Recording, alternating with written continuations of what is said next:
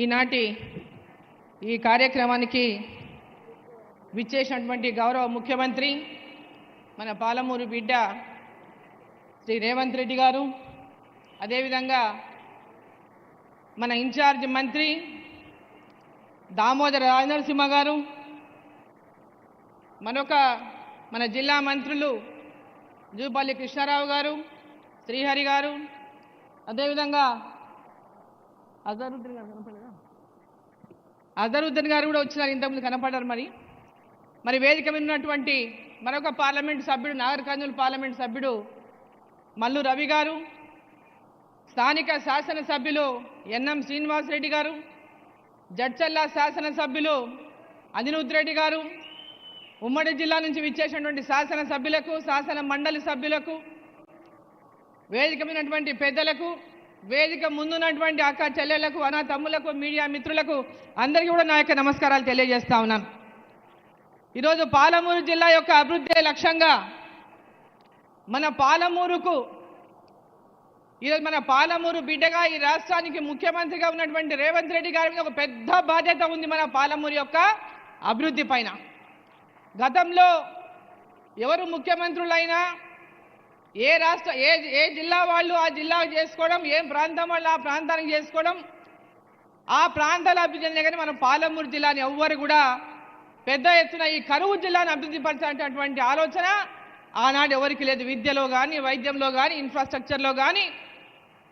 ఈరోజు ఆనాడు పెద్ద ఎత్తున పాలమూరు జిల్లాను అభివృద్ధి పరచాలనేటటువంటి ఒక లక్ష్యంతో, ప్రాజెక్టులను తీసుకుపోయినటువంటి ఒక లక్ష్యంతో పాలమూరు జిల్లా ప్రాజెక్టులను టేకప్ చేసి పూర్తవుతున్నటువంటి సందర్భంలోనే తెలంగాణ రావడం, తెలంగాణలో టీఆర్ఎస్ పార్టీ అధికారంలోకి రావడం, పాలమూరు జిల్లా నుంచే గెలిచినటువంటి కేసీఆర్ గారు మన పాలమూరు ప్రాజెక్టులను ఎండగట్టడం అనేది పాలమూరు జిల్లా ప్రజలు ఏనాడు మర్చిపోరని చెప్పి నేను తెలియజేస్తా ఉన్నా.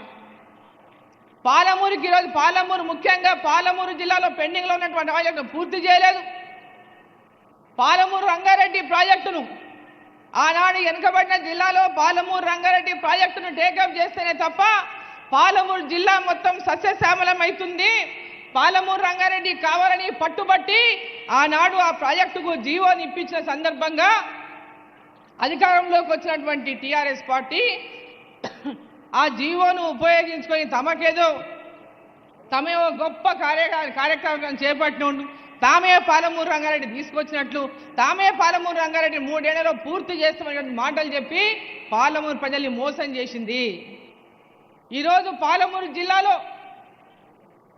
రేవంత్ రెడ్డి గారిని వేదిక మీద కొడతా ఉన్న ముఖ్యమంత్రి గారిని ఈ పాలమూరు రంగారెడ్డి ప్రాజెక్టును ఖచ్చితంగా అదే దూరాల నుంచి టేకప్ చేయండి. మన ఈ మహబూబ్ నగర్ పార్లమెంటులో మిగిలిన ప్రాంతానికి అంతా కూడా సాగునీరించడానికి పెద్ద ఎత్తున మీరు ఈ కార్యక్రమాన్ని ముందుకు తీసుకుపోండి. కేంద్ర ప్రభుత్వం ద్వారా కూడా తప్పకుండా నా సహాయ సహకారాలు అందించడానికి కేంద్రం దృష్టి కూడా తీసుకెళ్తామని ఈ సందర్భంగా నేను తెలియజేస్తా ఉన్నా. అదేవిధంగా ఈరోజు అభివృద్ధి విషయంలోకి వస్తే కేంద్ర రాష్ట్ర ప్రభుత్వాల యొక్క రెండు కలిసి ఆ నిధులను ఉపయోగించుకున్నప్పుడే మన రాష్ట్రం మీద అభివృద్ధి చెందుతుంది. రేవంత్ రెడ్డి గారు ప్రధానమంత్రి దగ్గరికి వెళ్ళి తెలంగాణ రాష్ట్రం యొక్క అప్పులు, అవసరాలు, అభివృద్ధి గురించి మరి కేంద్రంలో ఉన్నటువంటి నరేంద్ర మోదీ గారికి అనేక మంది కేంద్ర మంత్రులకు విషయాలు తెలియజేసి పెద్ద ఎత్తున కేంద్ర రాష్ట్ర ప్రభుత్వాల షేర్ ఉన్నటువంటి ప్రాజెక్టులపైన మనం ఫోకస్ చేయాలి. ఆ షేర్కి సంబంధించి రాష్ట్ర ప్రభుత్వం కూడా ఆ షేర్ ఇవ్వడానికి సిద్ధంగా ఉంది. ఈ రెండు కేంద్ర రాష్ట్ర ప్రభుత్వాల యొక్క షేర్తో మన యొక్క జిల్లాను, రాష్ట్రాన్ని అభివృద్ధి చేసుకునే లక్ష్యంతో అయితే ముందుకు పోతున్నారో ఆ లక్ష్యంతోనే ఈరోజు కేంద్ర ప్రభుత్వం తెలంగాణలో వేరే పార్టీల అధికారంలో ఉన్నటువంటి విషయాన్ని కూడా ఆలోచన చేయకుండా దేశమంతా అభివృద్ధి చెందాలని వికసిత్ భారత్ లక్ష్యంతో 2047 కల్లా భారతదేశం ప్రపంచంలోకెల్లా వికసిత భారత్గా ముందుకెళ్లాలని, అభివృద్ధి చెందాలనే లక్ష్యంతో నరేంద్ర మోదీ గారి యొక్క లక్ష్యాన్ని మరి తెలంగాణలో కూడా ఈరోజు నిధులు ఇస్తూ ముఖ్యంగా మన మున్సిపాలిటీకి కానీ, ఈరోజు రోడ్లు కానీ, ఈరోజు హైవేలు కానీ, నేషనల్ హైవేలు కానీ నేషనల్ హైవేలు కానీ రోడ్లు మనకు మహబూబ్ నగర్కి బైపాస్ శాంక్షన్ చేయించుకున్నాం, జడ్చర్లకు బైపాస్ శాంక్షన్ చేయించుకున్నాం. ఇక్కడ ఉన్నటువంటి స్థానిక ఎమ్మెల్యేలు కూడా దానికి కలిసి అందరం కూడా పాలమూరు ఎన్నికలు వచ్చినప్పుడే రాజకీయం. వాస్తవంగా చెప్పాలంటే ఇక్కడ ఉన్న వాళ్ళందరూ నన్ను ఓడగొట్టడానికి గట్టిగా పనిచేసిన వాళ్ళే, ఇక్కడ ఉన్న వాళ్ళంతా నన్ను ఓడగొట్టడానికి గట్టిగా పనిచేసిన వాళ్ళే. కానీ ఎన్నికలు అయిపోయినాయి, మనం అందరము కలిసి పాలమూరు అభివృద్ధి లక్ష్యంగా, అభివృద్ధి ధ్యేయంగా మనం పనిచేయాలనేటువంటి లక్ష్యంతో ఇవాళ పాలమూరు అభివృద్ధి కోసం కట్టుబడి పనిచేస్తా ఉన్నాం. అదేవిధంగా ఈరోజు మహబూబ్నగర్లో 823 కోట్లు ఇవాళ శాంక్షన్ అయినాయి. 200 కోట్లు తాగునీటి కోసం, 621 కోటి అండర్ గ్రౌండ్ డ్రైనేజ్ ఇతర పనుల కోసం. అదేవిధంగా రైల్వే ద్వారా టీడీగుట్ట ఫ్లైఓవర్ శాంక్షన్ అయింది, ఆర్ఓబి దేవరకద్ర ఎల్హెచ్ఎస్ శాంక్షన్ అయింది, అంటే లిమిటెడ్ హైట్ సబ్వే శాంక్షన్ అయింది దేవరకద్రకి. రెండు కూడా రేపు వచ్చే నెలలో దేవరకద్ర టెండర్ అవుతుంది, ఏప్రిల్లో మహబూబ్నగర్ టీడీగుట్ట టెండర్ అవుతుంది. మిగిలిన తిమ్మసానిపల్లి కానీ, బోయపల్లి కానీ, ఈరన్నపేట కానీ, అదేవిధంగా మోదీనగర్ కానీ ఇవన్నీ కూడా శాంక్షన్ అయినాయి. అవి కూడా ఏప్రిల్ మే మాసంలో వాటి పనులు కూడా ప్రారంభమవుతాయి. టౌన్లో ఉన్నటువంటి రైల్వే లైన్ల వల్ల పెద్ద ఎత్తున ప్రజలు ఇబ్బంది పడుతూ ఉన్నారు, ట్రాఫిక్ సమస్యలు పెద్ద ఎత్తున ఉన్నామని ఈరోజు మనం ఇవన్నీ కూడా కలిసి దీన్ని కేంద్ర ప్రభుత్వం వీటికి 100% నిధులు ఇచ్చి వీటిని శాంక్షన్ చేస్తూ ఉంది. గతంలో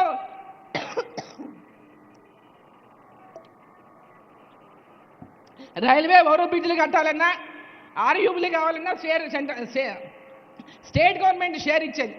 ఆ షేర్ ఇవ్వకపోవడం వల్ల గతంలో ఆ పనులన్నీ కూడా మధ్యలో నిలిచిపోయి పైన బ్రిడ్జులు ఏలాడుతున్నాయి. అటువంటి పరిస్థితి రావద్దని కేంద్రం 100% నిధులు వాటికి ఇచ్చి అలా పనులు టేకప్ చేస్తూ ఉందని చెప్పి సందర్భంగా నేను తెలియజేస్తా ఉన్నా. ఈరోజు ఒక్క మహబూబ్నగర్ దేవరకద్రనే కాదు, జిల్లా వ్యాప్తంగా ఉన్నటువంటి ఈరోజు ఆర్ఓబీలు కానీ, ఆర్యూబీలు కానీ ఇవన్నీ కూడా ఇవాళ తీసుకోవడం జరుగుతుంది. జిల్లా అభివృద్ధి ధ్యేయంగా విద్యాపరంగా ఇవాళ ఇంటిగ్రేటెడ్ స్కూల్స్ని ముఖ్యమంత్రి గారు అనౌన్స్ చేసిండ్రు. ఇది పెద్ద ఎత్తున చాలా ఇంటిగ్రేటెడ్ అనేది ఒక మంచి ఆలోచన. గురుకుల పాఠశాలలు ఏవైతే గతంలో టీఆర్ఎస్ పార్టీలో ఉన్నప్పుడు ఓపెన్ చేసినారో ఒక్కదానికి కూడా బిల్డింగ్ లేదు. వాటి బిల్డింగ్ లేక గ్రామీణ ప్రాంతాల్లో ఉన్నటువంటి పిల్లలు ఆ ఉన్నటువంటి ఫెసిలిటీస్ సరిగ్గా లేక చాలా ఇబ్బందుల్లో ఉన్నారు. వాటి భవనాల గురించి కూడా మనం ఆలోచన చేయాల్సినటువంటి అవసరం ఉందని చెప్పి సందర్భాన్ని నేను తెలియజేస్తా ఉన్నా. ఈరోజు మహబూబ్ నగర్లో పాలమూరు యూనివర్సిటీకి కూడా కేంద్ర ప్రభుత్వం ద్వారా 120 కోట్లు, అంటే 120 కోట్లు శాంక్షన్ అయిన సందర్భంగా దాంట్లో భాగంగా ఇవాళ లా కాలేజ్ బిల్డింగ్ శంకుస్థాపన చేసుకున్నాం, అక్కడ ఇంజనీరింగ్ బిల్డింగ్ శంకుస్థాపన చేసుకున్నాం, ఇతర అనేక భవనాలు, హాస్టల్, గర్ల్స్ హాస్టళ్ళు, ఇతర ఇన్ఫ్రాస్ట్రక్చర్ కూడా అక్కడ డెవలప్మెంట్ చేసుకుంటున్నాం. కాబట్టి ఈరోజు కేంద్ర రాష్ట్ర ప్రభుత్వాల యొక్క ఈ యొక్క అభివృద్ధి పైన పెద్ద ఎత్తున మరి దృష్టి పెట్టి కేంద్ర ప్రభుత్వ నిధులకు మన రాష్ట్ర ప్రభుత్వ నిధులను మ్యాచింగ్ చేసుకుంటూ ఎక్కడ కూడా పథకాలు ల్యాబ్స్ కాకుండా పూర్తి స్థాయిలో ఉపయోగించుకోవాలని ముఖ్యమంత్రి గారిని వేదిక ద్వారా కోరుతూ, మరి మహబూబ్నగర్లో ఇంకొక ముఖ్య విషయం, పాలమూరు జిల్లాలో రోడ్ల పరిస్థితి చాలా అధ్వానంగా ఉంది. ముఖ్యమంత్రి గారిని కోరుతున్నా, అదేవిధంగా రాష్ట్రంలో ఇతర జిల్లాలో ఉన్న మంత్రులను కోరుతున్నా, మా జిల్లా మీద దగ్గర ప్రేమ కురిపియండి. మా ముఖ్యమంత్రి గారు ఈ జిల్లా నుంచి కాబట్టి ప్రజలకు పెద్ద ఎత్తున ఆశలు ఉన్నాయి. ప్రతి గ్రామానికి కూడా ఈరోజు రోడ్లు లేదు, చాలా దీనావస్థలో ఉన్నాయి. పెద్ద ఎత్తున పాలమూరు జిల్లాకు 20,000 కోట్లు ఇచ్చే పాలమూరు జిల్లాలో ఉన్నటువంటి రోడ్లు, గ్రామీణ ప్రాంతాల రోడ్లన్నీ కూడా బాగా అవుతాయని చెప్పి సందర్భంగా తెలియజేస్తూ ప్రత్యేక దృష్టి పాలమూరు జిల్లా మీద పెట్టాలని చెప్పి, మరి జిల్లాలో రోడ్లు కానీ, విద్య కానీ, వైద్యం కానీ, ఇరిగేషన్ కానీ ప్రధానంగా పాలమూరు జిల్లాలో వీటన్నిటిపైన కూడా దృష్టి పెడితే పాలమూరు జిల్లాలో వలసలు ఉండవు. పాలమూరు జిల్లాలో పిల్లలు మంచి విద్యావంతులు, తెలివైన వాళ్ళు ఉన్నారు, ఎక్కడెక్కడో పోయి వాళ్ళు బతుకుతున్నారు. వాళ్ళంతా కూడా మంచి విద్యావంతులై ఉన్నత చదువులు చదువుకొని ఉన్నత స్థానాల్లో ఉండి ఐఏఎస్ కావచ్చు, ఐపీఎస్ కావచ్చు, సైంటిస్ట్ కావచ్చు, రాజకీయంలో కావచ్చు, ఎవరు ఏ లక్ష్యాన్ని అనుకుంటారో ఆ లక్ష్యంలో ముందుకెళ్ళడానికి అవకాశం ఉంటుంది. కాబట్టి మీకు వచ్చిన ఈ అవకాశాన్ని 100% ఉపయోగించుకోవాలని చెప్పి మరి రేవంత్ రెడ్డి గారిని, ముఖ్యమంత్రి గారిని సందర్భంగా కోరుకుంటూ భారత్ మాతాకి